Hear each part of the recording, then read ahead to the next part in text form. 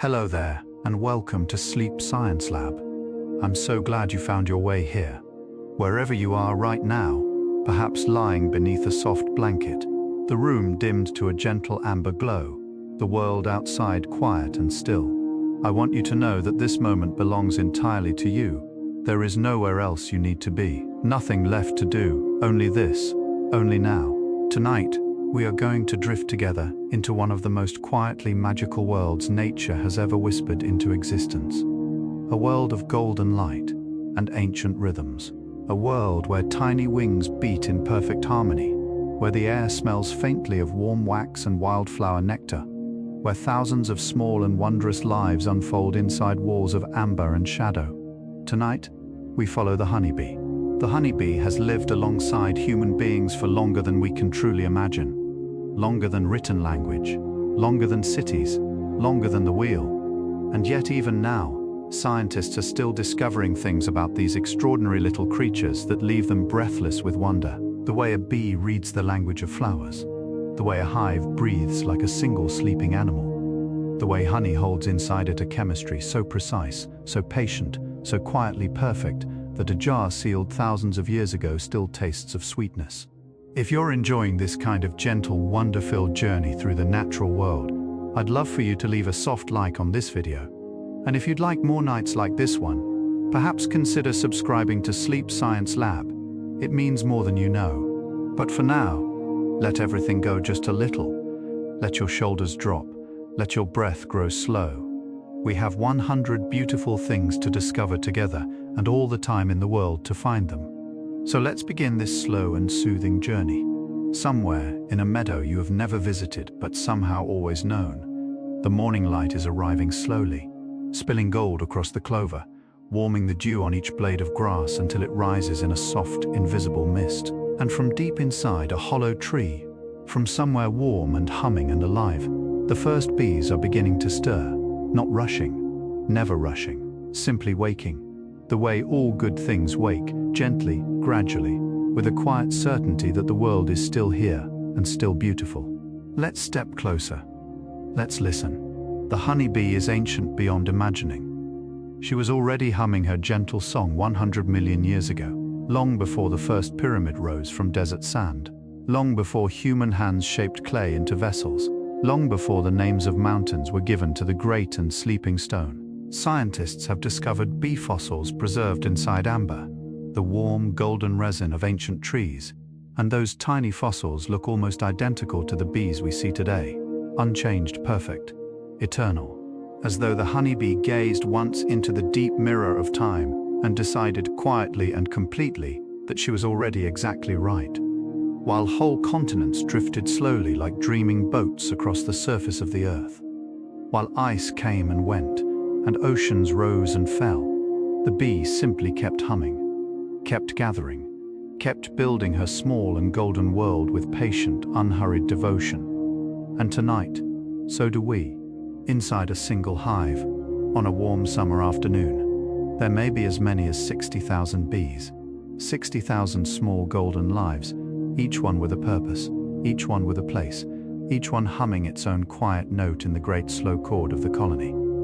Imagine that, 60,000 heartbeats in one wooden box, 60,000 sets of wings, folded now against tiny amber bodies, resting in the warmth of the hive's interior glow. The hive itself maintains a temperature of exactly 35 degrees Celsius at its very center, the same warmth as the human body, the same warmth as a sleeping child's forehead pressed gently against a parent's cheek. There is something in that number that feels like home, like recognition, like the world folding toward itself in the softest possible way and saying, "Here, rest, here, everything is warm, exactly the right temperature for you." When a scout bee returns to the hive having found a field of flowers, a meadow of lavender or clover glowing in the morning light, she does not shout or point or call out in any way that we might recognize. Instead, she dances. She moves her small and golden body in a figure of 8 pattern across the surface of the honeycomb, vibrating her abdomen, humming a frequency that only her sisters understand. This is called the Waggle dance, and it carries within it an astonishing amount of information. The direction of the flowers relative to the sun, the distance in meters, even the quality of the nectar waiting there. The other bees gather close in the warm dark, reading her movements like a story told in feeling rather than words. It is one of the most extraordinary forms of communication ever discovered anywhere in the whole quiet world of nature. Honeybees, as it turns out, are able to recognize human faces. This is not a metaphor or a gentle stretching of the truth. Scientists have shown in careful, patient experiments that bees can be trained to identify specific human faces and remember them reliably. They do this not the way we do, by seeing the face as a whole unified thing, but by reading it as a collection of shapes and angles. The curve of a chin, the shadow beneath a cheekbone. They reassemble us from pieces, the way a dreaming mind reassembles the world from fragments of the day. There is something quietly humbling in this. The bee you watched yesterday in the garden, hovering above the lavender with her legs already golden with pollen, may have turned those small compound eyes toward your face and understood, in her own delicate way, who you were, and still quietly remembers. Yes, bees sleep. Not the way we sleep, tucked beneath warm covers in a darkened room, but in their own small, tender way. Worker bees have been observed motionless inside the hive, their antennae drooping downward, their wings still and folded close against their bodies, their body temperature gently lowering all the soft and quiet signs of rest. Younger bees tend to sleep toward the center of the hive, where it is warmest, curled near the nursery cells where the larvae sleep in their own deeper darkness. Older bees sleep closer to the edges, nearer to the outside world they have spent their lives exploring. Scientists have also noticed that bees, like humans, enter periods of deeper sleep and lighter sleep throughout the night. There is something deeply comforting in this, the idea that even the bee, the golden gatherer, knows when to put down her work and simply rest. In the warm and amber heart of the hive, one bee lives longer than all the others, the queen. While a worker bee may live only 6 or 7 weeks in the busy warmth of summer, the queen may live for 2, 3, sometimes 5 whole years, a lifetime vast and patient by the measure of the hive. She is not born a queen so much as she is made into one, fed from her earliest larval days on a substance so rich and strange it alters the very course of her biology, royal jelly. A creamy, luminous food produced by nurse bees, fed to the chosen larva drop by drop in the dark of her wax cell. And so she grows larger, slower, deeper somehow, like a long note held at the end of a beautiful song, like a still pool in the center of a moving river, unhurried and quietly sovereign. That same substance that shapes a queen, royal jelly, is one of the most chemically intricate foods found anywhere in the natural world. It is produced by glands inside the heads of young nurse bees, secreted in tiny, precise quantities, pearl white and faintly luminous in the dim warmth of the hive. Scientists have studied royal jelly for decades and are still finding new compounds within it. Proteins unique to bees, fatty acids unlike any found elsewhere, a molecule called royal actin that appears to directly trigger queenly development in larvae. It is warm and slightly sweet-smelling, and when spread across a larval cell, it glistens like morning light on still water. There is something almost sacred in the care with which nurse bees apply it, leaning over the tiny sleeping form of the larva, offering this extraordinary gift, drop by precious drop, in the quiet dark of the nursery. Somewhere deep in an Egyptian tomb sealed for 3,000 years, archaeologists once found pottery filled with honey, and that honey was still perfectly edible, still golden, still sweet. This is not magic, though it feels very close to it. Honey's remarkable preservation comes from its chemistry. It is extremely low in moisture, highly acidic, and naturally produces tiny amounts of hydrogen peroxide through an enzyme the bees add during production. Bacteria and mold cannot survive inside it. They find no foothold, no water, no welcome. The honey simply waits, unchanged, patient as starlight. A jar of honey sitting quietly on a shelf is in some meaningful sense immortal, a golden stillness preserved across centuries, carrying inside it the memory of summer flowers that bloomed and fell long before any living person drew their first breath. To taste it is to taste time itself, made soft and sweet. Beyond the waggle dance, bees speak to one another through vibration. through the language of trembling and resonance that moves through wood and wax the way a whisper moves through a quiet room. Worker bees produce a specific vibration called a tooting signal when they want to stop other bees from moving or to communicate urgency within the hive. Virgin queens newly emerged and not yet fully established produce sounds called tooting and quacking, high and low vibrations that travel through the honeycomb walls like notes played on a cello in a small warm room. The hive is, in this way, a living instrument. Its walls carry meaning. Its floors hum with conversation. Every surface is alive with information passing bee to bee, body to body, through the gentle physics of vibration. The same physics that carries sound through the bones of your inner ear tonight, bringing you this slow and peaceful voice. On a single foraging journey, one small arc of flight through the sunlit air above a meadow, a worker bee may visit up to 1,500 individual flowers before returning home. 1,500, each flower a landing, a hovering, a probing of the bloom's small interior with precise and delicate legs. She moves through the field with the focused patience of a scholar moving through a great library, unhurried, purposeful, gathering something invisible and precious with every stop. And all the while, pollen is accumulating on the tiny branched hairs that cover her body like velvet, on the specialized baskets on her hind legs called corbiculae, which she packs with deliberate, almost meditative pressing movements as she floats between the blossoms. By the time she turns for home, those pollen baskets glow golden and full, two small lanterns carried back through the warm afternoon air toward the hive's welcoming dark. The honeybee sees the world through 5 eyes, and what a world it must be. 2 large compound eyes sit on either side of her head like great jeweled windows, each one made of thousands of tiny individual lenses called ommatidia, each lens capturing its own small piece of the world and contributing it to a vast shimmering mosaic of vision. These compound eyes are exquisitely sensitive to movement and to the patterns of polarized light that stream down from the sky like invisible rivers, helping the bee navigate even on cloudy days.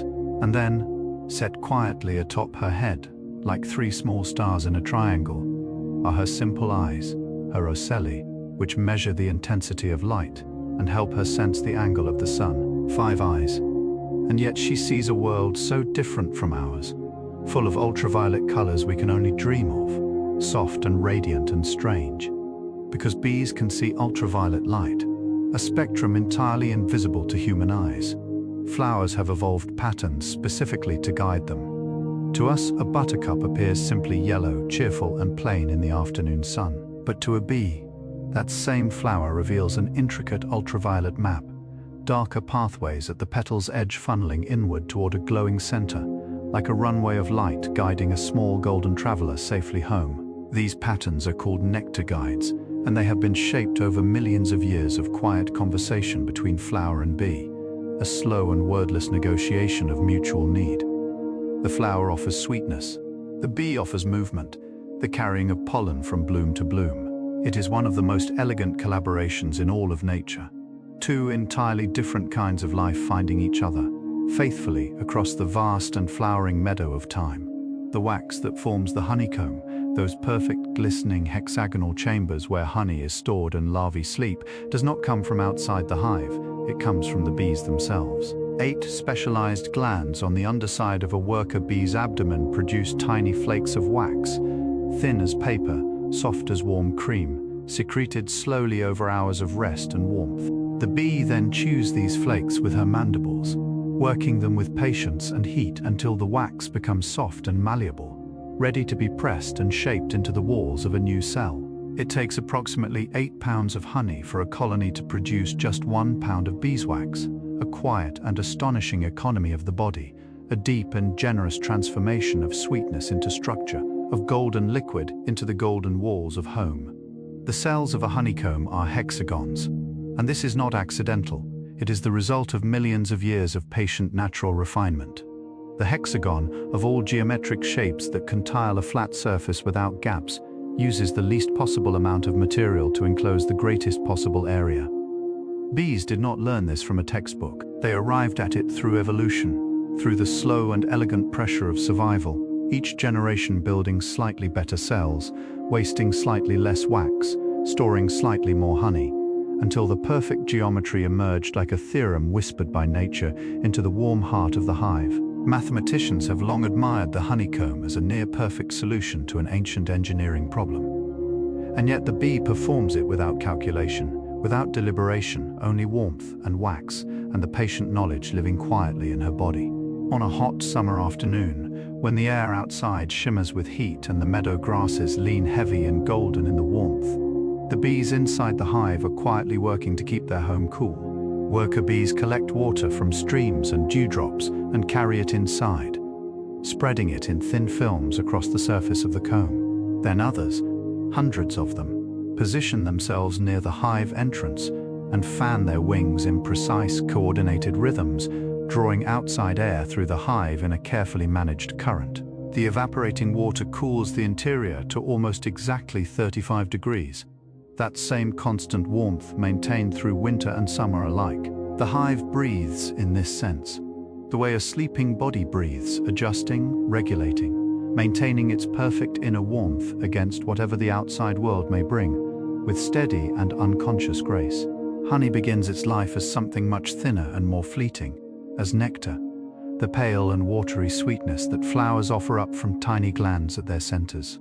A foraging bee sips this nectar through her long, slender proboscis, drawing it up into a special chamber inside her body called the honey stomach, a vessel separate from her digestive stomach, reserved entirely for this precious cargo. Their enzymes begin their slow and patient work, breaking down the nectar's sugars, transforming them into something richer. Back at the hive, she passes the nectar mouth to mouth between other workers, each one adding more enzymes, more warmth, more transformation. Then the bees spread it across open cells and fan it gently until most of the water evaporates away, leaving behind that thick, golden, fragrant substance we know as honey.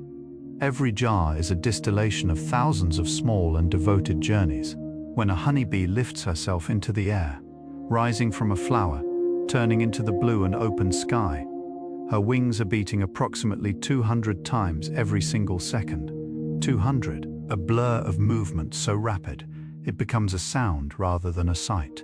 That familiar warm hum that drifts across a summer garden like a low and gentle note from somewhere deep inside the world. Interestingly, bees' wings do not simply flap up and down the way a bird's wings do. They move in small, rapid figure-of-8 rotations, generating lift through a complex pattern of air currents. For many years, physicists insisted that bees should not theoretically be able to fly. Their bodies seemed too heavy, their wings too small. But the bee, as always, was not consulting any textbook. She simply opened her wings and rose.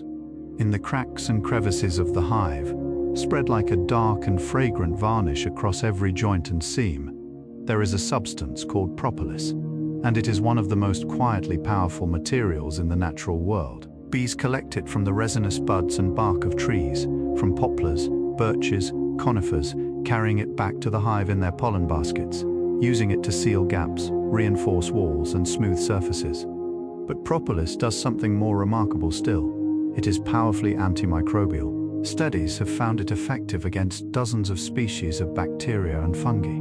The bees coat the interior of the hive with it, the walls, the entrance, even the cells before new eggs are laid, creating a sterile, protected environment, a warm amber fortress sealed against the invisible world of pathogens. Ancient physicians used propolis as medicine. The bees knew this long before we did. To drink from the heart of a flower, the honeybee extends a remarkable organ, her proboscis, a long and delicate tongue-like structure that unfolds from her mouthparts like a tiny, perfect straw. It is not rigid, but flexible, covered in fine hairs that help it absorb liquid through capillary action, the same gentle physics that draws water silently up the stem of a flower. At its tip, a small spoon-shaped lobe collects nectar with remarkable precision. The bee can taste with this organ as well as drink, sensing the sweetness and composition of a flower's offering before committing to the full act of sipping. The whole structure folds away neatly when not in use, tucked beneath the bee's head like a letter folded into its envelope. It is extraordinarily efficient, extraordinarily elegant, one of nature's smallest and most perfect tools, designed over millions of years for one exquisite purpose. Long before we built cities or temples, Long before we developed writing systems or calendars, human beings were already paying close and wondering attention to the bee. In a cave in Valencia, Spain, an 8,000-year-old painting depicts a human figure climbing a cliff to reach a wild bee's nest, a small, ancient story of honey gathering rendered in ochre and shadow on cool stone. In Africa, rock paintings of similar age show figures approaching hives in the cliffs. In India, in Australia, on every inhabited continent, our earliest ancestors left behind images of bees and honey, evidence of a relationship so old and so fundamental that it seems almost written into us, to be drawn to the bee, to follow her golden treasure, to stand at the edge of something warm and humming and alive. This is one of the oldest human impulses there is. In her entire life, all 6 or 7 weeks of summer flying, all those thousands of flower visits, all those careful journeys through the warm and golden air, a single worker bee produces approximately 1/12 of a teaspoon of honey. 1/12. A quantity so small it would barely coat the tip of a finger, barely glisten on the surface of a spoon. And yet she gives herself to this work completely, without hesitation, without reservation, as though she knows precisely what she is part of, something so much larger than herself, something that will outlast her by centuries. The next time you hold a jar of honey up to the light and watch the gold move slowly inside it, consider how many lifetimes it contains, how many small and devoted journeys, how many wings, how many mornings, how many flowers nodding gently in the summer breeze. At the warm center of the hive, moving slowly and steadily through the nursery chambers, the queen performs her quiet and extraordinary work. On a productive summer day, she may lay up to 2,000 eggs, one every 45 seconds, hour after gentle hour. She moves from cell to cell with deliberate, unhurried grace, pausing at each hexagonal opening, curling her long abdomen downward to deposit a single egg, white and slender as a grain of rice, standing perfectly upright at the cell's base. Nurse bees follow closely around her, attending to her needs, cleaning cells ahead of her path, offering food in small and constant quantities. It is a procession of extraordinary gentleness, a slow and sacred rhythm repeated thousands of times each day, filling the hive with new life the way rain fills a quiet river, steadily and without fanfare, simply because this is what rivers are for. Every worker bee in the hive, every forager, every nurse, every waxmaker and guard and fanner is female. The colony is in its essential nature a sisterhood, tens of thousands of female bees, each one born from an egg laid by the queen, each one carrying out her role with a quiet competence that deepens as she ages. Young bees begin their lives as nurses, caring for larvae in the warm nursery cells. As they grow older, they shift to other roles, making wax, receiving nectar from returning foragers, guarding the hive entrance. Finally, in the last weeks of their lives, they become foragers, venturing out into the wide and sunlit world for the very first time. It is as though the hive has arranged things so that its most experienced members are sent last into the world's beauty, as a kind of reward, a final gift offered gently at the end of a devoted life. The male bees of the hive, the drones, are gentle creatures, built for one singular and brief purpose, carrying none of the tools of defense that their sisters possess. They have no stingers, no pollen baskets, no wax glands. They do not forage or build or guard. They are larger than the workers, with enormous round eyes that wrap almost completely around their heads, giving them exceptional vision for their single task, finding and mating with a queen. They drift through the warm summer air in loose congregations called drone congregation areas, open spaces above meadows and tree lines where queens may fly to mate. There is something quietly poetic about the drone, this large, soft, stingless creature floating through the golden afternoon on his single appointed mission. His whole life a brief and purposeful arc between the warmth of the hive and the open, waiting sky. Even on a journey of several kilometers through a landscape of shifting winds and turning paths, the honeybee finds her way home with quiet, reliable precision, using the sun as her compass. She tracks the sun's position in the sky and corrects for its movement over time, accounting for the slow arc of morning into afternoon, the way an experienced sailor reads the stars. Old, overcast days when the sun is hidden entirely behind a soft ceiling of cloud. She reads the polarization patterns of the light filtering through, invisible to us, but as clear to her as a map drawn in light. Scientists call this time-compensated sun compass navigation, and it is one of the most sophisticated wayfinding systems known in the animal world. The bee carries inside her small and perfect body an instrument of navigation more elegant than anything we have yet built, and she uses it every day without thinking, flying home through the golden air, long before pharmacies lined city streets with their bright and ordered shelves, long before the language of molecules and compounds gave us names for healing. Human beings were pressing honey into wounds and watching them close. Ancient Egyptian medical texts from 3,000 years ago describe honey poultices applied to burns and lacerations. Ancient Greek physicians recommended it for coughs and sore throats. Ayurvedic medicine wove it into dozens of remedies, and modern science has confirmed what these quiet, observant healers already knew, that honey's antibacterial properties, its low moisture, its gentle acidity, its slow release of hydrogen peroxide, make it genuinely effective at protecting wounds from infection and promoting healing. There is a particular medical-grade honey derived from the manuka flower of New Zealand that is now used in hospitals worldwide. The oldest medicine in the world, still working, still golden, still quietly keeping its ancient promise. Somewhere inside the honeybee's small and intricate body in her abdomen, scientists believe, there are tiny particles of magnetite, the same iron-rich mineral that gives compass needles their direction. These particles allow the bee to sense the Earth's magnetic field, that vast and invisible geography of force that wraps our planet like a sleeping breath. Bees appear to use this magnetic sense to orient the angle of their combs inside the hive, aligning them consistently with the Earth's field in a way that seems to help maintain the hive's internal organization. They may also use it as a supplementary navigation tool, a quiet background awareness of where north lies even in darkness, even underground, even in the still interior of the hive where no sunlight reaches. The bee is, in this sense, a living compass, carrying the planet's own direction sense tucked gently inside her amber body. When a honeybee colony grows too large for its home, when the hive hums with more life than its walls can comfortably hold, the queen and roughly half the workers depart together in a great warm cloud, a swarm, moving through the air with a sound like distant thunder, softened by distance and warmth. And here is the quiet, surprising truth about a swarm. It is, in fact, the gentlest form a bee colony ever takes. The bees have filled their honey stomachs before leaving, gorging themselves on stores for the journey ahead, and a bee with a full honey stomach is physiologically less inclined to sting. They have no home to defend, no nursery to protect. They are simply traveling, thousands of golden bodies moving together through the open air, like a slow, warm river finding its new course, patient, purposeful, and remarkably beautifully calm.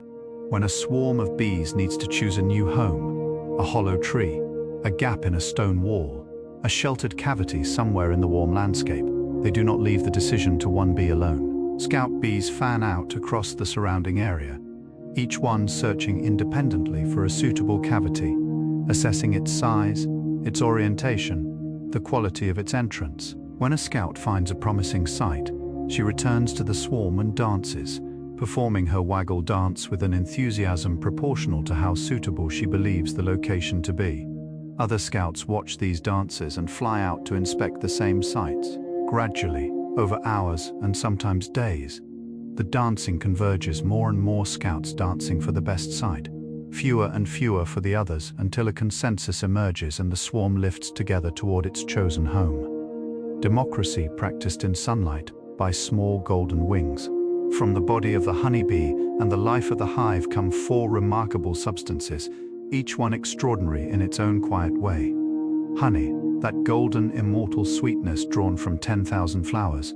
Beeswax, the warm architectural material shaped into perfect geometry by patient mandibles. Propolis, the dark, resinous sealant and natural antibiotic gathered from ancient trees. And royal jelly, the luminous, creamy substance that turns an ordinary larva into a queen. Four substances, each entirely different in chemistry and purpose, each produced through a different and intricate biological process, each one valued by human beings across virtually every culture and every era.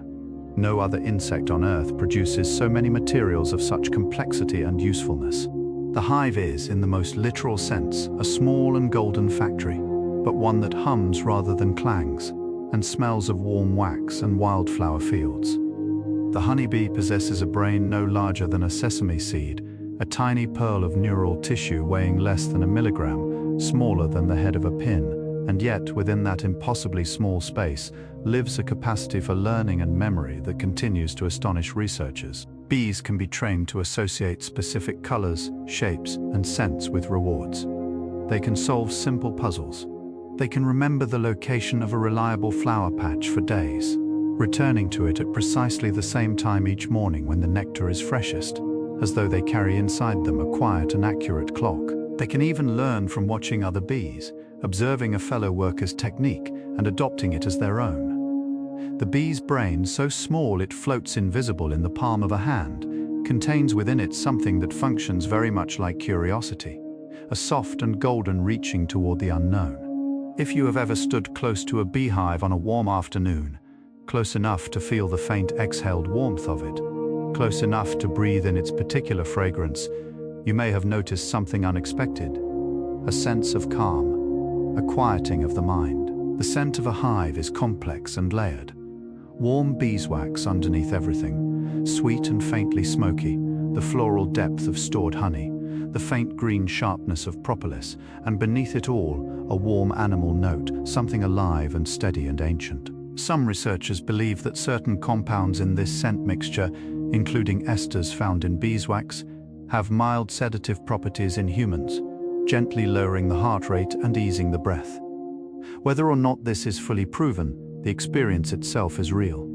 The hive smells like rest, like golden warmth, like something the body recognizes as safe, even before the mind catches up, quietly, without fanfare, without any awareness of the vastness of what they accomplish.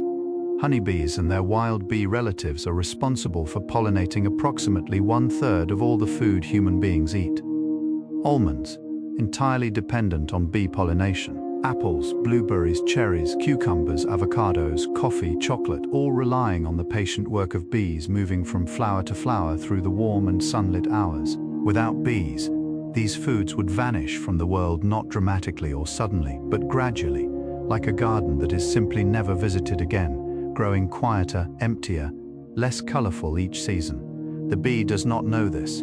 She does not set out each morning with the weight of human food security on her small and golden shoulders. She simply follows the light, follows the flowers, follows the ancient instruction written so deeply into her that it feels like nothing more than joy.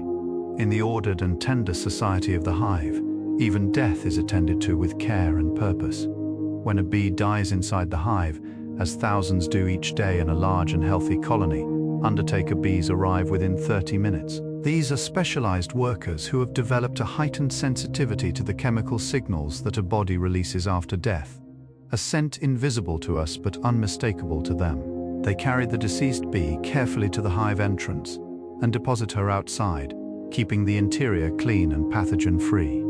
This behavior is so reliable, so consistent, that scientists studying colony health use it as a measure of hive vitality. The hive that cleans its dead promptly is a hive that is well and strong. Even in this, in the quiet, unhesitating care taken at the end of a small life, the hive reveals its deep and functional tenderness.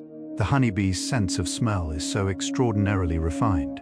She possesses approximately 170 olfactory receptor genes, nearly twice as many as a mouse, that researchers have begun training bees to detect human diseases, tuberculosis, certain cancers, diabetes. Each of these conditions produces subtle chemical signatures in the breath or skin, molecules present in quantities so vanishingly small that even sensitive laboratory equipment struggles to find them. But trained bees can be conditioned to extend their proboscises in response to these specific scents, indicating their presence with a reliability that rivals or exceeds existing diagnostic technology. The bee that spent millions of years learning the precise chemical language of flowers is now, in the hands of patient and wondering scientists, beginning to learn the chemical language of the human body, reading us the way she reads a meadow, searching for what is hidden, finding what is there, The honeybee's stinger is one of nature's most precisely engineered structures, a double-bladed lancet with backward-facing barbs, designed to penetrate and anchor with extraordinary efficiency. But the story of the sting is more tender than it first appears. A honeybee stings only as a last resort. Only when her hive or her life feels truly threatened. She does not sting lightly or carelessly. And when she does, in the case of stinging a mammal whose thick skin catches those backward barbs, the act costs her everything. The stinger remains, pulling free from her body, along with a portion of her abdomen, and she does not survive. It is the ultimate act of devotion, the complete offering of herself for the protection of her sisters, her queen, the warm golden world she has spent her whole small life building and tending. There is no fiercer love in all the insect world. In 1984, aboard the Space Shuttle Challenger, a small colony of honeybees traveled beyond the boundaries of Earth's atmosphere and into the quiet dark of space. Scientists wanted to understand whether bees could build comb in microgravity, whether the ancient architecture of the hive could be constructed without the orienting presence of gravity's gentle downward pull. And the bees, as bees so often do, surprised everyone. They built comb, not perfectly. The cells were somewhat irregular, the geometry slightly less precise than on Earth, but they built it nonetheless, adapting to an environment so far outside the entire range of their evolutionary experience that it seems almost impossible to imagine. Floating in that small chamber above the turning Earth, in the silence between stars, the bees simply did what they have always done. They began to make something beautiful, and they did not stop.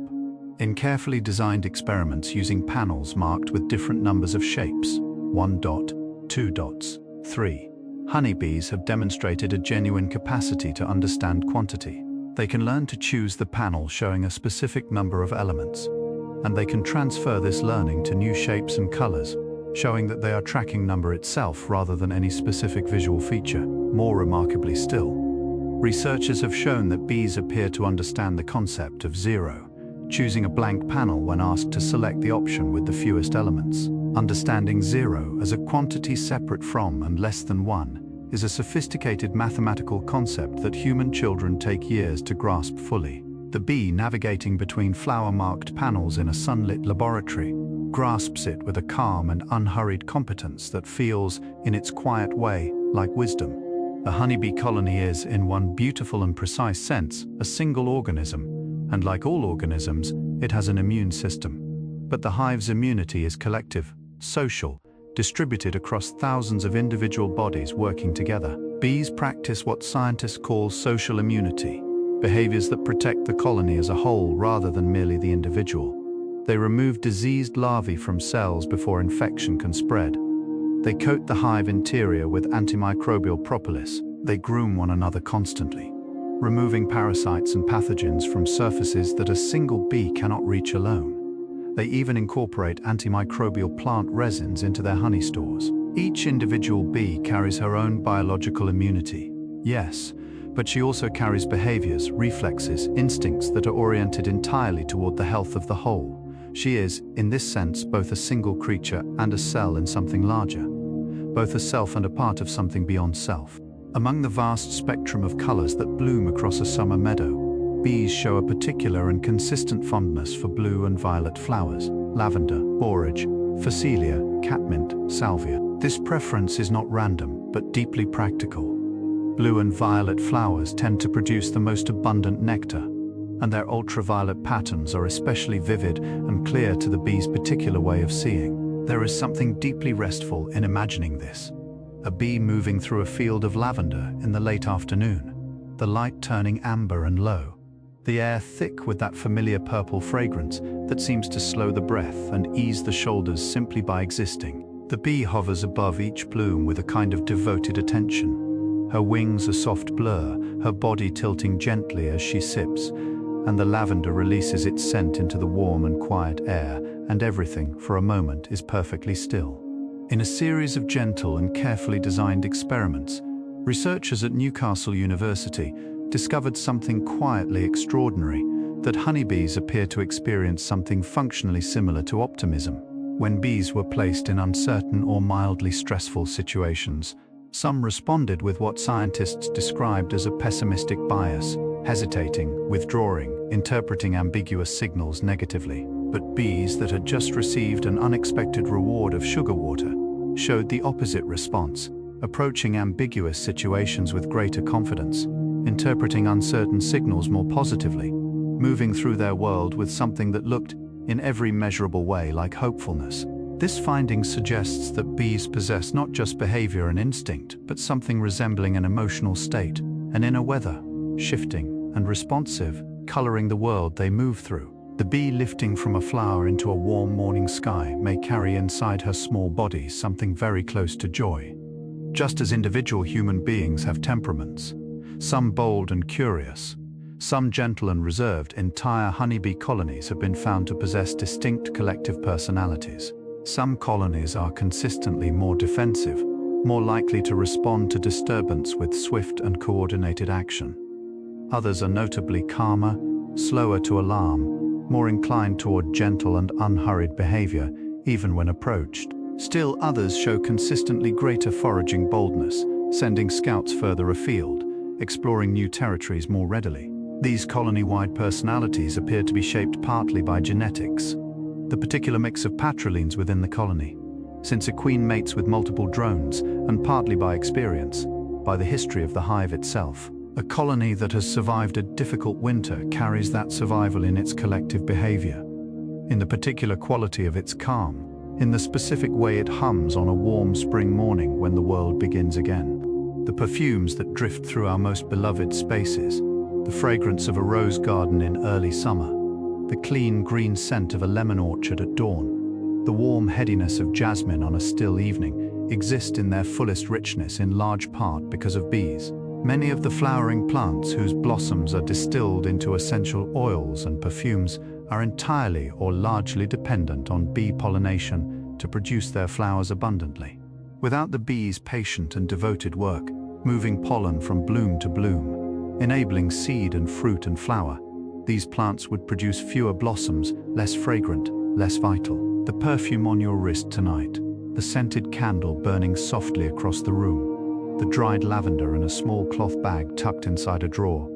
All of these carry within them, invisibly and completely, the work of countless small golden wings moving through a summer that has already passed. Among the clay tablets and papyrus scrolls of the ancient world, among the careful inscriptions left by civilizations that have long since softened back into the earth, there are recipes for honey, specific, detailed, practical instructions for combining honey with other ingredients to create foods and medicines and ritual offerings. The oldest known honey recipe dates back approximately 4,000 years to ancient Mesopotamia, inscribed in cuneiform on a clay tablet that has survived longer than almost anything else made by human hands. It describes a honey cake, something sweet and warm and golden, made for a specific occasion now lost to us, by hands that crumbled to dust millennia ago. And yet the recipe remains. The honey remains essentially unchanged. The sweetness they knew and the sweetness we know are the same sweetness, passed forward through time like a small warm lamp, handed carefully from generation to generation, always lit. One of the most remarkable aspects of the honeybee's learning capacity is the speed at which it operates. In laboratory conditions, bees can be trained to associate a specific scent with a food reward in as few as 3 trials, sometimes in a single encounter. This rapid learning makes evolutionary sense. A bee that can quickly learn the scent of a rewarding flower and return to it reliably is a bee that gathers more nectar, contributes more to the hive, and helps ensure the colony's survival. But the speed of it still feels surprising, that something so small, so briefly lived, can form a reliable memory in minutes that will guide her behavior for days. She visits a flower once and knows it forever. She encounters a scent and files it away with quiet precision in that sesame seed brain, retrieving it later with the calm confidence of someone finding a familiar path through a beloved and well-remembered garden. The work of the honeybee extends far beyond the human table, deep in forests and along the edges of wild meadows, in mountain valleys and coastal scrublands. Bees pollinate the plants that feed birds, mammals, insects and reptiles, the berries that bears fatten on before winter, the seeds that songbirds carry through autumn in their small and busy beaks, the fruits that foxes find in the long grass of September mornings. Remove the bee from these ecosystems and the unraveling begins quietly, almost imperceptibly at first. A few fewer berries on the bramble, a little less seed in the meadow grass, and then spreading outward in slow and widening circles through every layer of the living world. The bee is not merely a pollinator. She is a thread woven through the entire fabric of life on land, a golden filament connecting flower to fruit, to creature, holding the whole warm tapestry gently together. The hexagonal geometry of the honeycomb has inspired human builders and engineers for centuries.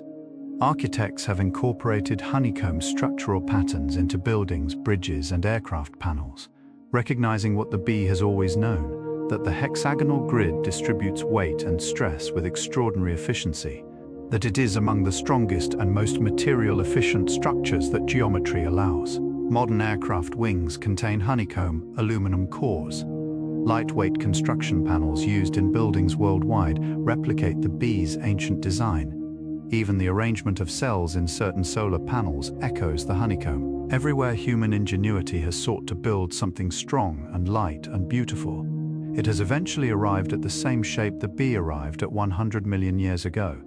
The patient, perfect hexagon, drawn first not on a drafting table or a computer screen but in warm wax, old in the humming golden dark of the oldest home in the world. When a honeybee is disturbed or feels her hive is threatened, she releases a chemical alarm signal, a pheromone that spreads rapidly through the air near the hive, alerting her sisters to gather and respond. This alarm pheromone, isoamyl acetate, has a scent that humans find surprisingly familiar and unexpectedly pleasant. It smells remarkably like ripe bananas. The same molecule that a bee uses to signal danger is one that our own senses associate with sweetness, with tropical warmth, with something soft and nourishing. There is something quietly wonderful in this coincidence, that nature, in its vast and unhurried creativity, arrived at the same molecule for two such different purposes. The bee smells danger in what we smell as comfort. The world is full of these gentle contradictions, these small reminders that every creature inhabits its own version of the same shared air, reading it differently, finding in it entirely its own meaning.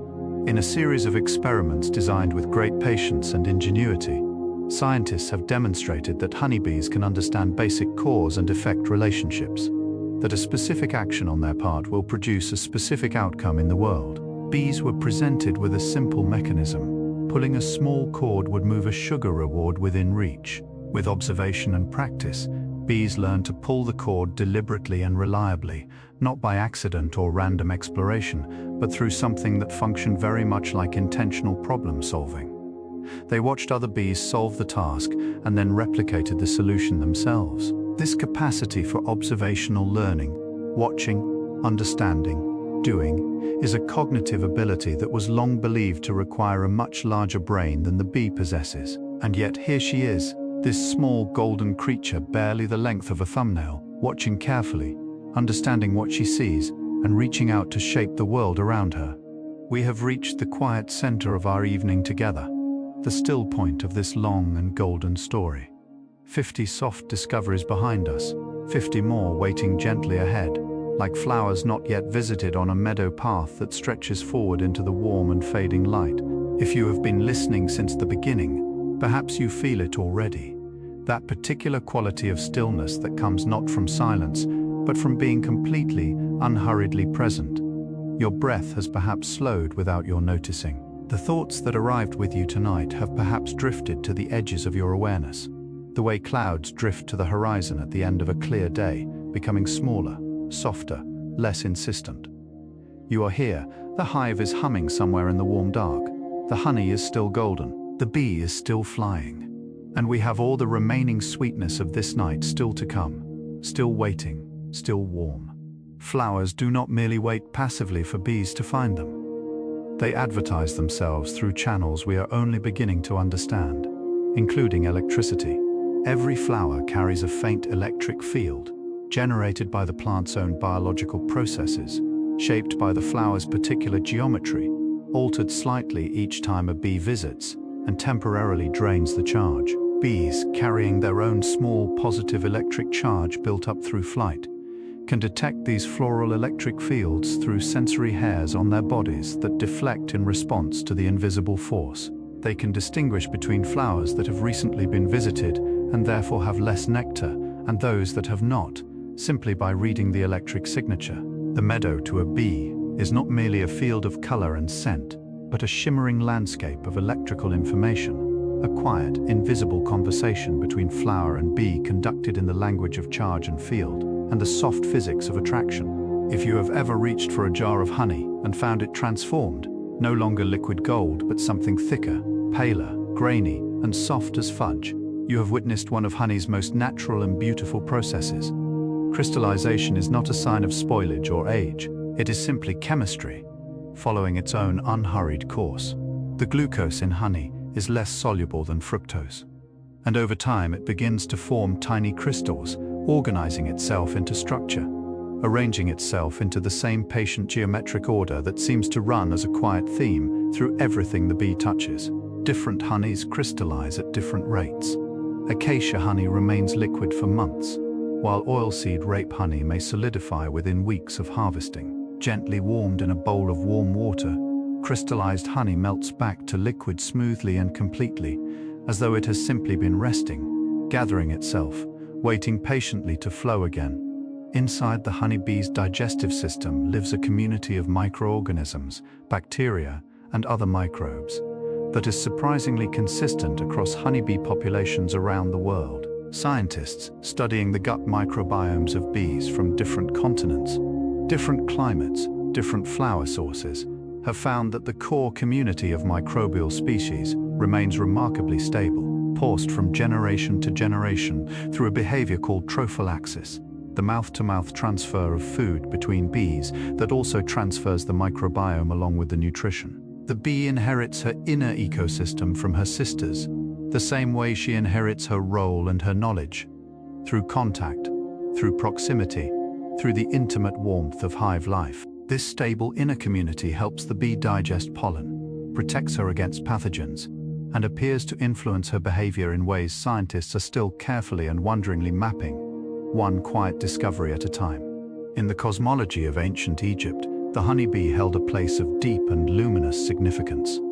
Egyptian mythology described the bee as having been born from the tears of the sun god Ra, each bee a small golden distillation of divine light, fallen to earth and given wings. The bee was the symbol of Lower Egypt, appearing in royal cartouches and temple inscriptions, paired with the sedge plant of Upper Egypt to represent the unified two lands. Egyptian pharaohs bore the title Biti, he of the bee. Honey was offered to the gods in temple rituals, placed in tombs to nourish the dead on their journey through the afterlife. Beekeeping was practiced in Egypt from at least 2400 BCE, depicted in bas-relief carvings on temple walls. Small human figures tending cylindrical clay hives, smoke curling upward, the eternal commerce between human hands and golden wings, already ancient even then. The venom of the honeybee, that substance so associated with pain and alarm, contains within it a complexity of compounds that scientists have been studying for decades with growing fascination. The primary active component, melittin, is a peptide that has demonstrated anti-inflammatory, antibacterial, and even anti-tumor properties in laboratory studies.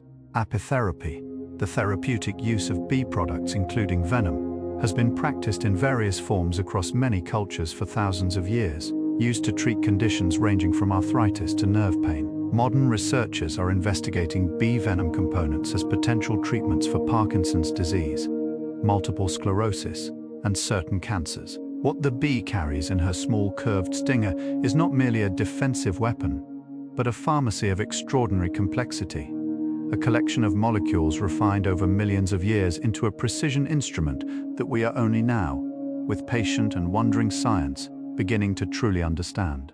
The honeybee does not merely exist within time. She experiences it, tracks it, organizes her life around it with a precision that continues to astonish researchers.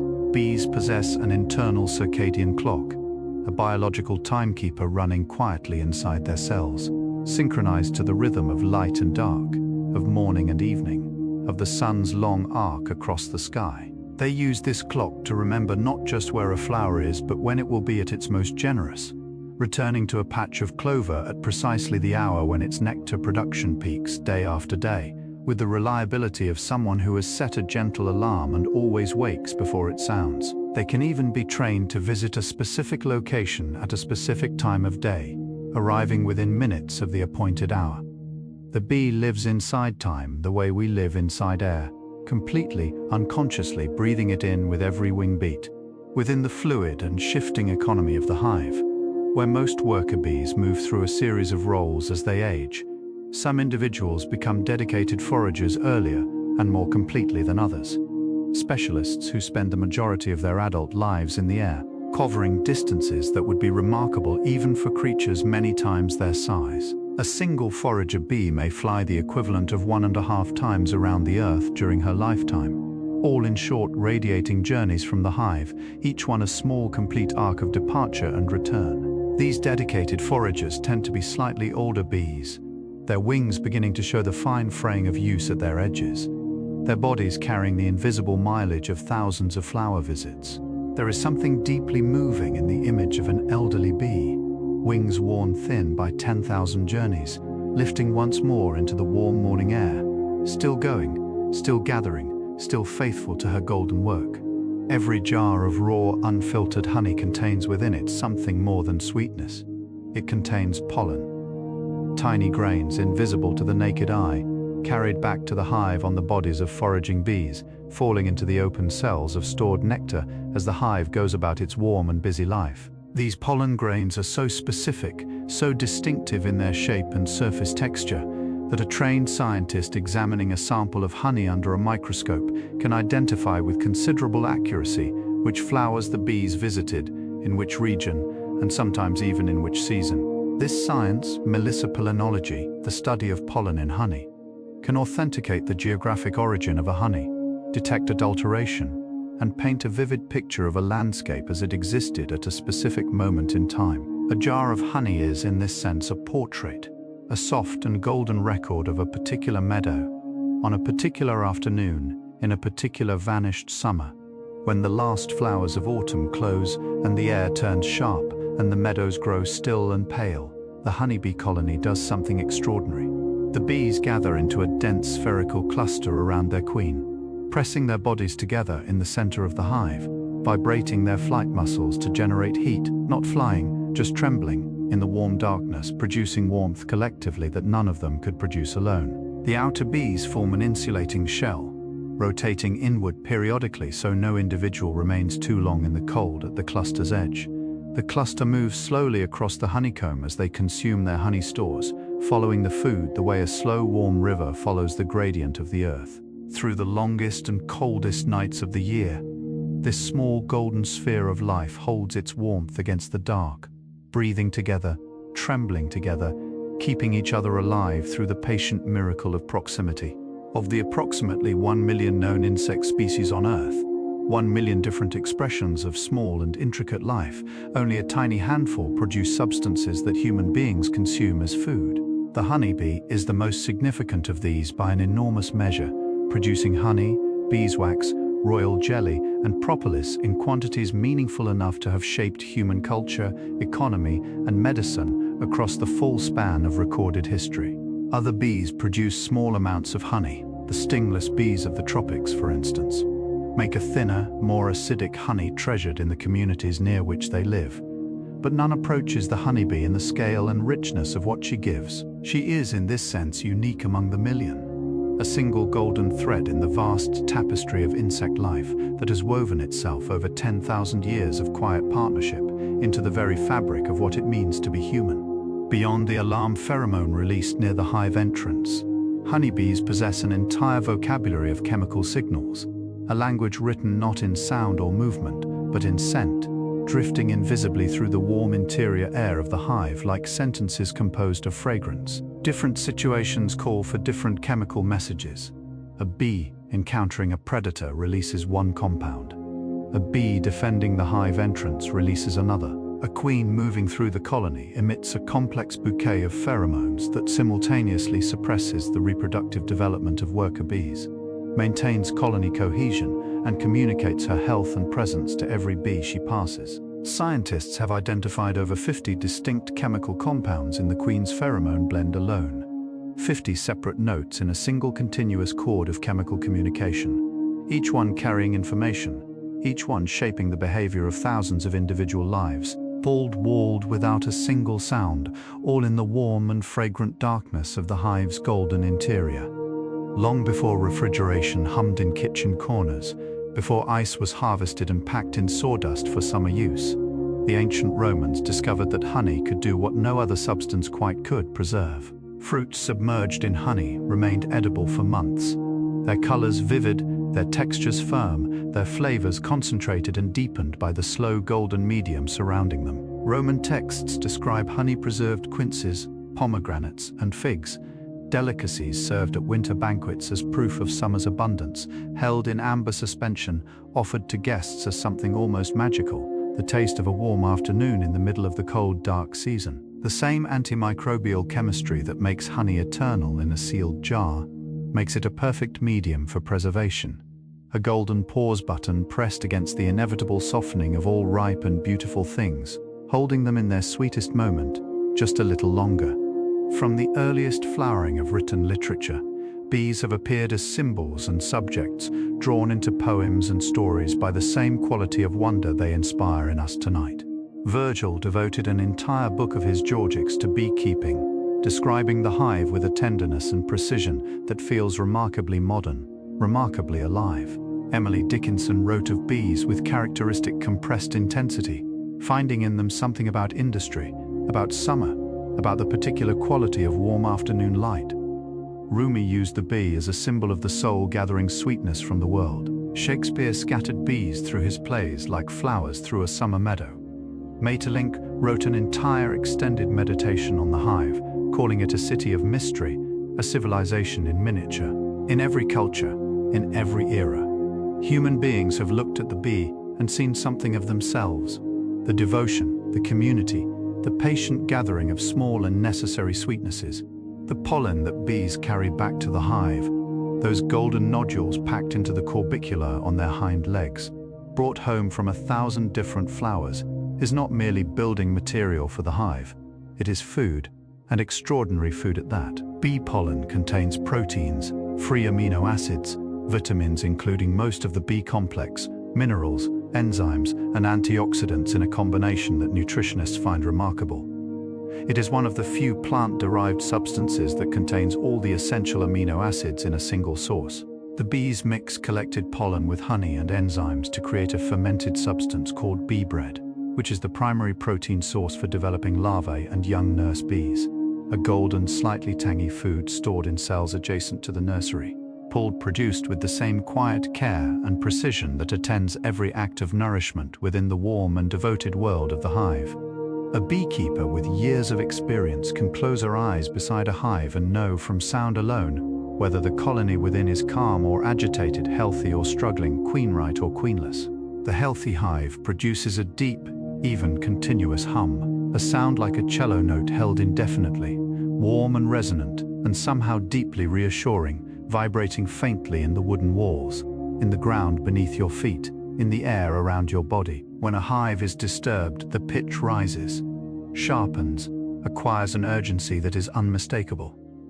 When a hive has lost its queen, the sound changes again, lower, somehow flatter, with a quality that experienced beekeepers describe as anxious, as searching. The hive speaks its own condition through sound, and those who have learned to listen find in that continuous warm hum something they return to again and again, a sound that seems at its best like the world simply going about its most essential and golden business. The honeybee and her ancestors have survived every great catastrophe this planet has experienced. All 5 of the mass extinction events that swept through Earth's history like slow and terrible tides, erasing whole kingdoms of life, reshaping the world from ocean floor to mountain peak. The asteroid that ended the age of dinosaurs 66 million years ago, the bees survived it. The great dying of the Permian period, when perhaps 96% of all marine species and 70% of land species vanished, the bees' earliest ancestors survived that too. Through ice ages and volcanic winters, Through the slow drowning of coastlines and the crumbling of ancient ecosystems, the bee's lineage persisted, adapting, persevering, maintaining its essential golden character through changes so vast they reduced mountains to plains. Tonight, as you rest in your warm and quiet room, the bee outside in the darkness carries in her small body the unbroken thread of survival, stretching back further than imagination can comfortably reach. Long before human beings learned to smelt metal or fire clay into pottery, they were already finding uses for beeswax, that warm, pliable, fragrant substance that the hive produces with such quiet abundance. Traces of beeswax have been found on pottery shards dating back 9,000 years, used as a sealant to make clay vessels waterproof. Stone Age cave paintings in Europe show traces of beeswax used as a binding agent in pigment mixtures. Ancient Egyptians used it to seal mummy wrappings, to preserve papyrus, to cast bronze objects using the lost wax technique. Greek and Roman physicians mixed it into ointments and salves. Medieval scribes used beeswax tablets for writing, pressing letters into the soft, warm surface with a stylus, smoothing them away when no longer needed. The oldest recyclable writing surface in human history. Something about beeswax seems to call forth from human hands the desire to make, to preserve, to create, to leave something lasting in the world. The honeybee is a remarkably sensitive reader of atmospheric conditions, adjusting her behavior with a responsiveness that would impress any meteorologist. On days of high barometric pressure, the kind of clear, still golden days when the sky deepens to a pure and saturated blue, foraging activity increases dramatically, the bees ranging further, working longer, filling the air around the hive with purposeful movement. As pressure drops and weather approaches, foraging slows and the bees begin to cluster closer to the hive, reducing their range, preparing for what is coming. Beekeepers have long used bee behavior as a weather indicator, and with good reason. The bee's sensitivity to pressure changes, humidity, and the electrical charge of approaching storms means she often knows rain is coming before the clouds are visible on the horizon. She reads the sky with her whole body, responding to signals invisible to us, navigating between sunshine and storm, with the calm confidence of a creature that has been reading weather for 100 million years. The rich symbolic language of flowers, that Victorian tradition of encoding messages in bouquets, of speaking in blossoms what propriety forbade to be spoken aloud, was built upon a foundation laid by bees across millions of years. The very qualities that make flowers meaningful to us, their colors, their scents, their shapes, their seasonal timing, were largely developed in response to the bees' preferences and needs. Flowers became beautiful, in the evolutionary sense, because beauty attracted bees. They became fragrant, because fragrance guided bees from a distance. They became colorful, because color told bees where nectar waited. The rose's velvet petals and intoxicating scent, the lavender's purple spires and drowsy fragrance, the cherry blossom's brief and poignant beauty. All of these were shaped over deep time by the bee's patient and devoted attention. We did not teach flowers to be beautiful. The bee did, one slow and golden generation at a time. Among the most surprising and quietly moving applications of the honeybee's extraordinary olfactory sense is one born entirely of necessity and hope. In countries where landmines left from past conflicts remain buried in soil and farmland, threatening lives and livelihoods, researchers have trained honeybees to detect the specific chemical compounds that explosives release into the surrounding earth and air. The bees are conditioned to associate these scents with a sugar reward, and then released over suspect areas, their foraging patterns observed from a distance. Where bees cluster and hover with unusual persistence, the earth below may harbor something dangerous. The bee that spent millions of years learning the chemical signatures of flowers is now helping in the most literal and tender way imaginable, to make the ground safe for human feet to walk upon again, turning her ancient gift of chemical perception toward the protection of the very lives that have always been drawn to her golden light. The way information flows through the internet, distributed, redundant, resilient, rerouting automatically around failures and blockages, bears a striking resemblance to the way information flows through a honeybee colony.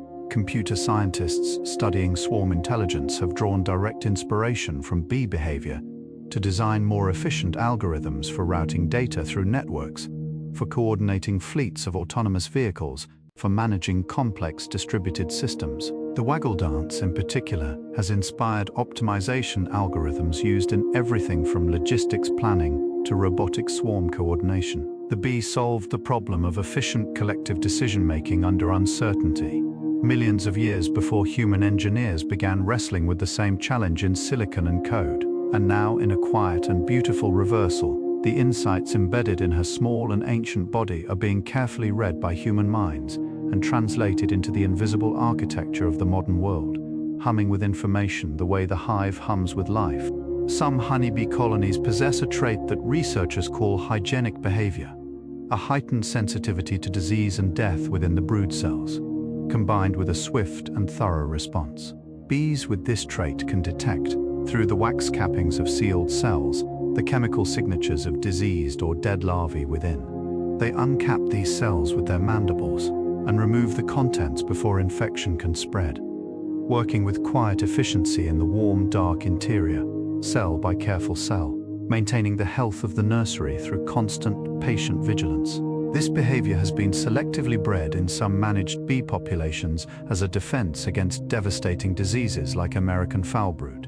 The bees that possess it most strongly are the bees that keep their nurseries most pristine, their larvae most safe, their colonies most resilient through the challenges of seasons and years.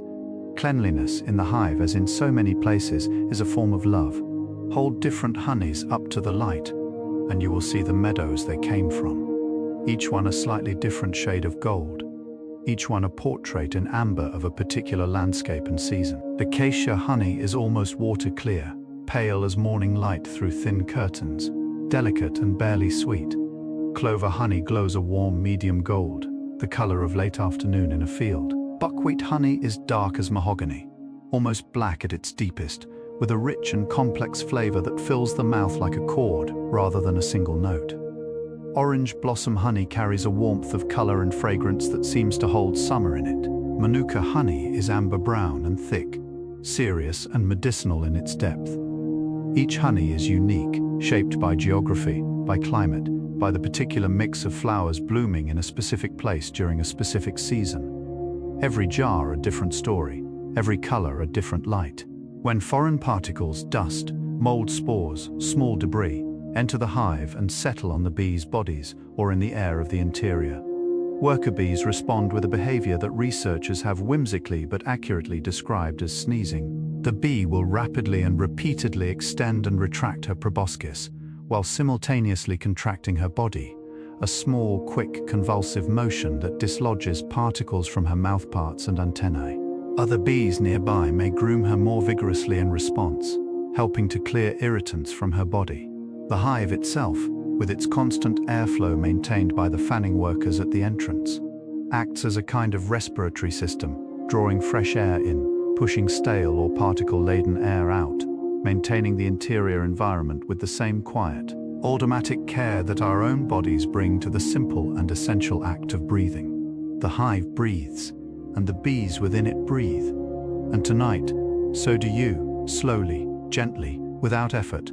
If you gathered together all the flight distance covered by a single honeybee worker during her entire lifetime, every foraging trip, every short internal flight within the hive, every orientation flight made as a young bee first learning her home's position in the landscape, the total would amount to somewhere between 500 and 800 kilometers. For a creature barely 15 millimeters long, this is a staggering distance. Scaled proportionally to human size, it would be equivalent to a person circumnavigating the Earth multiple times on foot. And the bee does this not on roads or paths, but through open air, navigating by sun and magnetic field and polarized light, and the memory of landmarks, hedgerows and tall trees, and the particular angle of a hillside catching the morning light.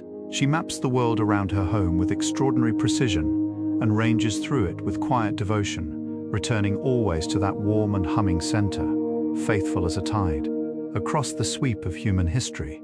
In cultures separated by oceans and centuries, the bee has again and again been chosen as a symbol of royalty, of sovereignty, of the particular quality of power that is generous, rather than merely forceful. Napoleon Bonaparte adopted the bee as his imperial symbol, replacing the fleur-de-lis of the French monarchy with golden bees embroidered on his coronation robes, woven into the fabric of his imperial standard, stamped onto the furnishings of his palaces. He chose the bee deliberately, as a symbol of industry, of loyalty, of the capacity to create something precious and lasting from humble and patient work. The Merovingian kings of early medieval France were buried with golden bee ornaments. The bee appeared on the seals of popes and the standards of ancient empires. Something in the bee's nature, its devotion, its industry, its golden output, has always seemed to those who seek symbols for the best of human governance exactly right. While nectar is the most familiar gift that flowers offer to their bee visitors, it is far from the only one. Many flowers provide pollen itself as a food reward, protein-rich and nutritionally essential for raising bee larvae. Some flowers offer oils, secreted from special glands, that certain bee species collect for lining their nest cells. Some produce resins. Some even generate heat within their blossoms on cold mornings, warming the air inside the flower to attract early-season bees who are drawn to warmth as much as sweetness. A few flowers produce scent compounds that male bees collect not for food but for use in attracting mates. The relationship between flower and bee is not a simple transaction, but a rich, layered, ancient conversation. A long and evolving dialogue of mutual offering and mutual need, conducted across millions of years in the language of chemistry and color and warmth, and the particular quality of light on a summer morning. Among the more remarkable discoveries emerging from careful study of honeybee behavior is the suggestion that bee colonies may be sensitive to the subtle ground vibrations that precede earthquakes, the infrasonic trembling of deep rock that begins hours or sometimes days before a seismic event becomes perceptible to human senses. Researchers studying hive acoustics and bee movement patterns have noted unusual agitation and behavioral changes in colonies in the hours before recorded earthquakes in several studies. The mechanisms are not fully understood. It may relate to the bees' sensitivity to vibration through their feet and bodies, or to changes in the Earth's electromagnetic field that precedes seismic activity. Whether or not this proves fully reliable as a predictive signal, it speaks again to the extraordinary sensitivity of the hive, that dense and humming community of small bodies, each one attuned to the world around it with instruments of perception we are only beginning to appreciate and understand. The male bee, the drone, lives a life of waiting and warmth inside the hive, fed by his sisters, tended without resentment, existing in a kind of golden patience, until the days lengthen and the air warms and something inside him responds to a signal older than memory. Then he flies. He rises from the hive entrance into the open air with his large round eyes scanning the sky, joining the loose congregation of drones from many hives that gathers in the same locations year after year, the drone congregation areas, mapped invisibly in the air above meadows and forest edges. There he waits, circling, patient in the bright air, for the rare and brief possibility of a queen in flight. His whole life has been oriented toward this moment in the open sky, this single perfect afternoon of blue and light, and the ancient warm instruction of his nature, carried faithfully to its conclusion. When human beings consume honey, something extraordinary and intimate occurs. The complex molecules of the honey pass through the gut wall and enter the bloodstream, distributing themselves through the body's circulatory system, reaching tissues and organs and cells throughout every part of the living form. Researchers have found that certain bioactive compounds in honey, antioxidants, polyphenols, enzymes, appear in measurable quantities in the blood relatively quickly after consumption, suggesting that these molecules are bioavailable in a meaningful sense. The honey does not merely sweeten the mouth and pass through. It enters. It becomes briefly and partially part of the body's own chemistry, mingling with human blood the way a river mingles with the sea, losing its separateness, becoming something shared. The bee's 10,000 flower journey ends. In this way, inside us, her patient work absorbed into our warmth, her golden labor becoming for a little while part of what keeps us alive. Long before philosophers wrote treatises on the ideal society, before political theorists debated the nature of governance and collective life, human beings were watching bees and drawing lessons from what they saw. Aristotle studied bees with careful attention, describing the hive as a model of ordered community, each member contributing according to her capacity, the whole sustained by the devotion of its parts. Plato used the bee as a metaphor for the ideal citizen, Medieval Christian scholars saw in the hive an image of the monastery, a community of devoted individuals working together toward a sacred and collective purpose. The Freemasons incorporated the beehive into their symbolism as an emblem of industry and brotherhood. Across every era and tradition that has looked to nature for guidance about how human beings might live together well, the hive has offered the same quiet, golden answer, with devotion, with patience, with care for the whole, and with the particular warmth that comes from proximity and shared purpose. The birth of a new queen is one of the most extraordinary events in the life of the hive, a slow and intimate drama enacted in warm wax in the golden dark of the nursery. The queen cell is larger than all other cells in the comb, shaped not like a hexagon, but like an elongated oval pendant, hanging downward from the surface of the comb, like a small amber vessel, slightly ridged, faintly translucent when held to the light. Inside, the developing queen has been fed royal jelly continuously from her earliest larval hours, bathed in that luminous, life-altering substance that reshapes her biology from the inside out.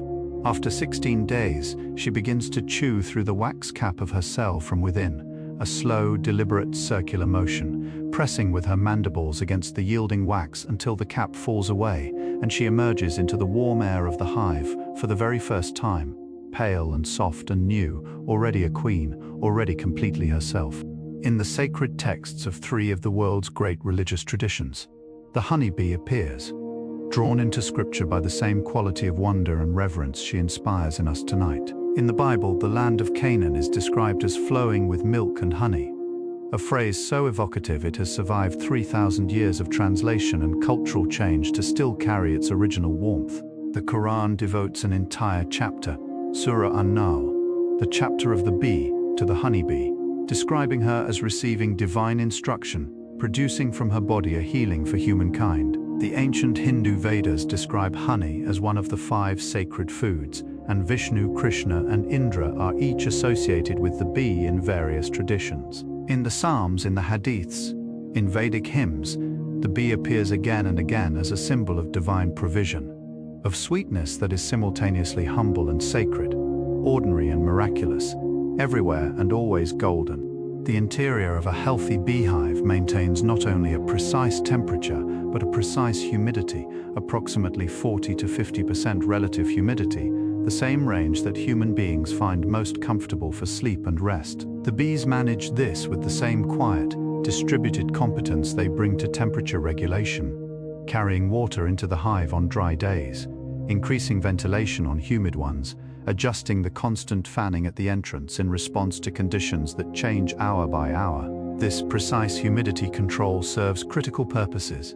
It keeps the wax pliable enough to work, maintains the correct viscosity of developing honey, and protects the nursery cells from the twin dangers of drying out and developing mold. The hive is, in every physical sense, a perfectly maintained living space, warm, fragrant, precisely humidified, kept at the exact conditions most favorable for life. A home, in the fullest and most careful meaning of that warm and quiet word. Every honeybee hive possesses its own unique scent, a chemical fingerprint composed of the combined pheromones of its queen, the particular blend of flowers its foragers have visited, the specific composition of its propolis and wax and honey stores. This colony odor is absorbed into the bodies of all the hive's members, becoming a kind of olfactory identity card that each bee carries on her cuticle and recognizes instantly in others. When a bee returns from a long foraging flight and approaches the hive entrance, guard bees assess her scent before allowing her inside. A bee from a different colony, carrying a different scent, belonging to a different identity, will be turned away. But a returning forager belonging to this hive, carrying its particular fragrance on her body like a key, is recognized immediately and welcomed home. She smells of belonging. She smells of warmth and wax and sisters and the particular sweetness of everything she has ever known. The venom of the honeybee has contributed in unexpected and profound ways to our scientific understanding of pain itself, how it is generated, how it travels through the nervous system, how it can be interrupted and relieved. Melittin, the primary active component of bee venom, interacts with pain receptors in the body, in ways that have helped researchers map the precise molecular pathways through which pain signals travel from tissue to brain. By studying what bee venom does to these pathways, scientists have identified new potential targets for pain-relieving drugs, new places in the body's signaling architecture where the right molecule might gently intervene. The bee's sting, which has been a source of sharp and immediate sensation for as long as mammals have encountered bees, has paradoxically become one of our most illuminating tools for understanding how to ease suffering, a small and golden key that happens to fit the lock of one of medicine's oldest and most urgent questions. Of all the materials human beings have burned for light across the long dark centuries before electricity arrived and changed everything, tallow, paraffin, palm oil, spermaceti, beeswax burns the most cleanly, the most purely, the most beautifully. The beeswax candle produces virtually no smoke, releases no toxic compounds, and emits a light with a color temperature remarkably close to that of natural sunlight, warm and golden, and somehow alive in a way that no synthetic candle quite replicates. Beeswax candles have been used in churches and temples for centuries, valued not only for their cleanliness, but for their particular quality of light, that soft, warm, slightly honey-scented glow that seems to deepen the air around it rather than merely illuminate it. Even the scent of a burning beeswax candle is gentle and comforting, the same warm wax fragrance of the hive itself, released slowly into a quiet room, filling the air with something ancient and calm and deeply, completely golden.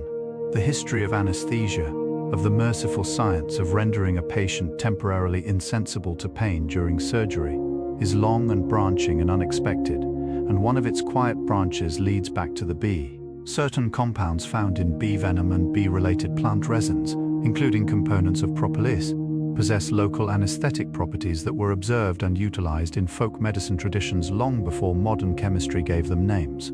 The ancient Egyptians, who were accomplished surgeons by the standards of their era, are believed to have used preparations containing bee products as part of their limited anesthetic toolkit. Later, as chemists began systematically studying natural anesthetics in the 19th century, bold bee-associated compounds contributed data points to the growing understanding of how certain molecules block nerve signals. The same fundamental mechanism that underlies every local anesthetic used in medicine and dentistry today. The bee, once again, knew something important long before we did. The Waggle dance, that extraordinary figure-of-8 communication performed by scout bees returning to report a food source, encodes distance with a precision that continues to astonish researchers even after decades of study. The duration of the waggle run at the center of the figure-8 corresponds directly to the distance of the food source from the hive. Approximately 1 second of waggling indicates roughly 1 kilometer of flight distance. The bee dancing for a flower patch 800 meters away waggles for a fraction of a second, less than one dancing for a patch 1 kilometer distant.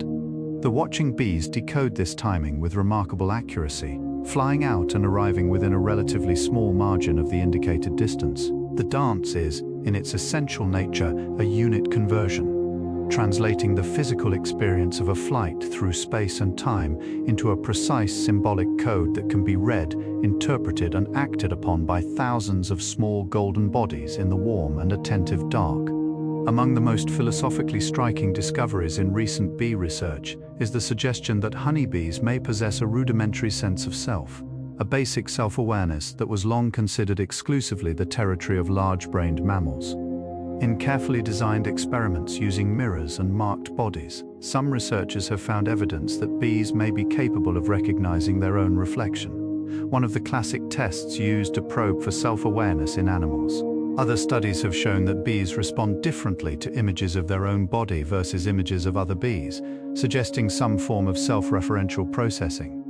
These findings are contested and remain the subject of ongoing research and thoughtful debate. But even the possibility, even the quiet, wondering suggestion, that somewhere inside that sesame seed brain, behind those 5 shimmering eyes, there is something that might be called a self looking out at the warm and flowering world, feels like one of the most beautiful questions the natural world has ever asked of us. In laboratories around the world, engineers and roboticists are building small flying machines modeled with careful attention on the honeybee, attempting to replicate in metal and silicon and composite polymer What evolution refined over 100 million years in chitin and muscle and wing membrane? These robotic bees, some no larger than a real bee, are being developed for applications ranging from crop pollination to search and rescue to environmental monitoring. The challenge of replicating bee flight alone has consumed years of research. That rapid figure-of-8 wing motion, that ability to hover and dart and land on irregular surfaces with perfect stability, and the challenge of replicating bee navigation, bee communication, bee collective decision-making. These are mountains that researchers are still, with patience and wonder, just beginning to climb. The bee, that small and ancient creature, remains significantly ahead of our best attempts to understand her, still more elegant, still more efficient, still more quietly perfect than anything our hands have yet made. When you open a jar of raw honey and bring it close and breathe in, really breathe in, slowly and completely, what reaches you is not a simple smell but a symphony. Honey contains over 180 volatile aromatic compounds, each one contributed by a different flower, a different enzyme, a different stage of the transformation from nectar to finished honey. There are floral notes, the ghost of rose and clover and linden blossom. There are fruity notes, something faintly of ripe peach or warm fig. There are deeper notes of warm wax and earth, and something almost spicy beneath everything. Each honey is different, each batch unique, the aromatic profile shaped by the particular flowers of that particular meadow in that particular season. To inhale the scent of honey is to inhale a landscape, to breathe in a summer morning, a meadow in full bloom. 10,000 small golden journeys compressed into a single rising fragrance, offered freely into the quiet air.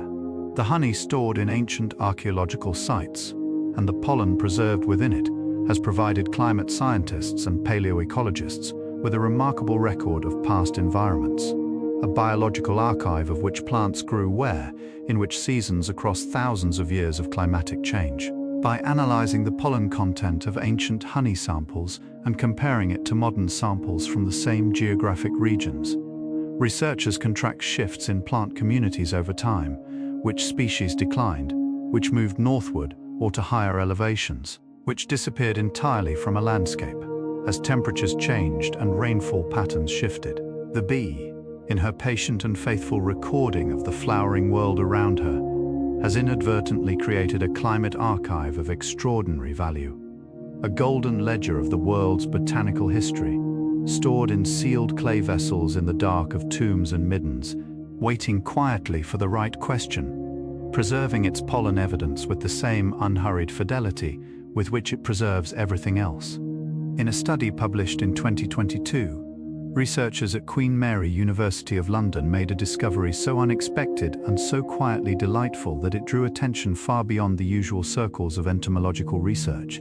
They found that bumblebees, close relatives of the honeybee, appear to engage in play. Young bees in the study repeatedly rolled small wooden balls, even when there was no reward for doing so, and no apparent functional purpose to the behavior, rolling them, leaving them, returning to roll them again, apparently for no reason other than the doing of it. Older bees did it less. Bees with more opportunities to play showed signs of more positive emotional states afterward. Play that apparently purposeless, intrinsically motivated, joy-adjacent behavior that we associate most readily with young mammals at their most alive and present, may exist in some warm and simple form in the bee as well. The world, it seems, is more playful than we knew. Even the hive, in its most tender corners, makes room for joy. Of all the creatures that share this earth with us, few occupy quite the position that the honeybee holds, poised at the precise and luminous intersection between the wild world and the human world, belonging fully to both and uniquely to neither.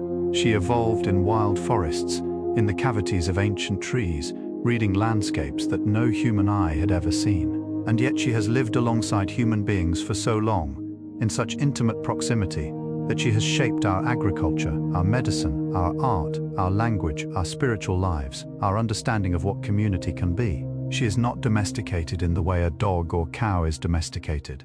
She remains in every essential way wild, her instincts intact, her nature unchanged.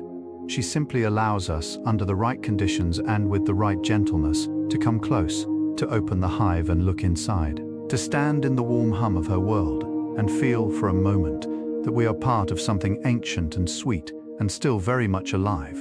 When a honeybee feels the approach of death, when age or injury or illness has brought her to the final hours of her small and devoted life, she will often do something that researchers find quietly remarkable. She leaves. Rather than dying inside the hive and placing the burden of removal on her sisters, she flies out one last time into the open air, carrying herself away from the warmth and order of everything she has ever known, making her final act one of consideration for the community she is leaving behind. In this way, fields and meadows surrounding active hives become, in a gentle and invisible sense, the final resting places of countless small golden lives, each one carried there on wings that made their last journey not toward flowers, but simply away, outward, into the wide and quiet world, fold in an act of such unassuming selflessness that it seems in its small way to say something essential about what devotion truly means.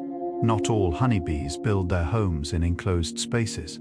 The giant honeybee of Asia, Apis dorsata, constructs her comb in the open air, hanging it from cliff faces, from the high branches of great trees, from the undersides of temple eaves in Thailand and India and Nepal. These combs can be more than a meter wide and hang sometimes 3 or 4 meters down from their anchor point. Vast, exposed, shimmering curtains of golden wax swaying gently in the mountain breeze. The bees themselves form a living protective layer over the surface of the comb. Thousands of bodies pressed together in a warm amber blanket, rocking gently in slow, synchronized waves when disturbed, a behavior called shimmering, the ripple of movement that passes across the surface of the colony like a slow breath moving across still water, like light moving through deep honey, beautiful and deliberate and alive. Every spoonful of honey carries within it, in chemical form, energy that began its journey as sunlight. Photons streaming from the sun across 93 million miles of empty space, falling on the petals of a flower, captured by the chlorophyll in the flower's leaves, converted into sugars through the patient alchemy of photosynthesis, concentrated into nectar, gathered by a bee, transformed by enzymes and evaporation into honey, and now resting golden and still in a jar on your shelf. The honey is, in the most literal physical sense, stored sunlight, the same energy that warmed the meadow and lit the bee's path through the morning air, compressed and preserved in amber sweetness, waiting to be released again. When you taste honey, you taste the sun, filtered through flowers, carried by wings, transformed by small devoted lives into something that holds its light patiently, giving it back slowly and gently to whoever comes close enough to reach for it. Through the Stone Age and the Bronze Age, through the rise and fall of great empires, through the dark centuries and the age of exploration, through industrialization and the splitting of the atom and the digital revolution, through every transformation of the human world, no matter how swift or how total, the bee has persisted. She kept her golden work going while Rome burned and while cathedrals rose from forest clearings, while the printing press changed everything, and while the first airplane lifted trembling from the sand at Kitty Hawk. Human civilization has changed almost beyond recognition in the 10,000 years since we first began keeping bees, and the bee has remained essentially herself.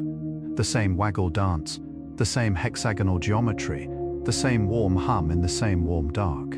While we transformed the world around her, she simply kept building, kept gathering, kept filling her small golden cells with sweetness, faithful to her ancient and beautiful nature, steady as sunlight, patient as stone.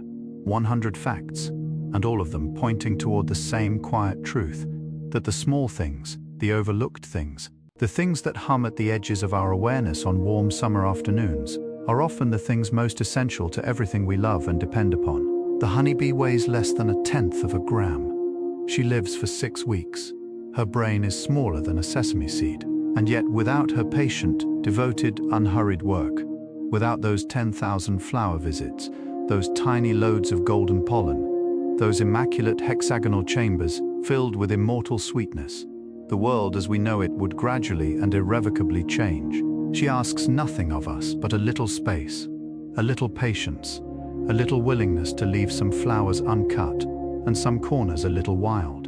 In return, she offers us honey and wax and wonder, and the quiet, humbling reminder that the most important work is often the smallest, the most devoted, and the most golden. And so we arrive, gently and gradually, at the closing of our golden evening together. The way a long summer day arrives at dusk, not with any sudden ending, but with a slow and beautiful softening of the light, the colors deepening, the air growing still, the world folding quietly inward toward its own warm center. 100 facts about the honeybee. And perhaps what is most remarkable is not any single discovery among them, but the cumulative picture they paint together. A creature 100 million years old, carrying in her small and perfect body a brain that counts and remembers and perhaps even plays, wings that beat 200 times per second, eyes that see colors we can only imagine, a chemical vocabulary of 50 compounds, a navigation system more elegant than anything we have engineered, a devotion to her community so complete that her final act is to carry herself away so that others need not. All of this in a body you could hold on the tip of your finger. All of this in a life that lasts 6 weeks. There is a kind of mathematics in the bee that feels less like biology and more like poetry. The way her smallest actions accumulate into something vast and sweet and immortal. The way 1/12 of a teaspoon multiplied by 60,000 lives multiplied by 10,000 years becomes something that fills museums and libraries and sacred texts, and the warm childhood memory of honey on warm bread on a slow and golden morning. Scientists who spend their careers studying bees speak of them with a particular quality of tenderness, not the cool detachment we sometimes associate with scientific observation, but something warmer, something closer to gratitude, as though the more you learn about the bee, the more you feel you owe her something, some acknowledgements, some recognition of how much of what you love in this world passes through her small and faithful body on its way to you. The meadow is still out there tonight. The hive is still warm. The honey is still golden in its cells, sealed with a thin film of wax, patient and perfect, waiting for morning. And the bee, wherever she rests in the warm dark of the hive, is simply resting. As you are resting now, as everything is resting now, in the quiet knowledge that the work was good, and the day was full, and the sweetness is real, and tomorrow the flowers will open again. And so, dear listener, we have walked together through 100 wonders, through amber and wax and wildflower meadows, through ancient Egypt and modern laboratories, through the warm dark of the nursery and the open blue of a summer sky. We have followed the bee from her first appearance 100 million years ago to the quiet miracle of this very moment, where her honey sits golden on a shelf somewhere nearby, and her hive hums on in the darkness, and the world she helps hold together is still remarkably intact. I hope that tonight, somewhere in the gentle drift between listening and sleeping, you found something that felt like peace. Perhaps it was the image of 60,000 bees clustered together in the winter cold, keeping each other warm through the simple miracle of proximity. Perhaps it was the thought of a bee returning from her final foraging flight, wings worn thin and golden with use, still faithful to the last. Perhaps it was simply the hum, that low, warm, continuous note that the hive makes when everything is well. A sound so ancient and so reassuring that our bodies seem to recognize it before our minds do. Whatever it was that settled softly into you tonight, I hope you carry it with you now into your sleep, like a small golden light placed gently at the center of your dreaming, steady and warm and unhurried, asking nothing of you, offering only its quiet and faithful glow.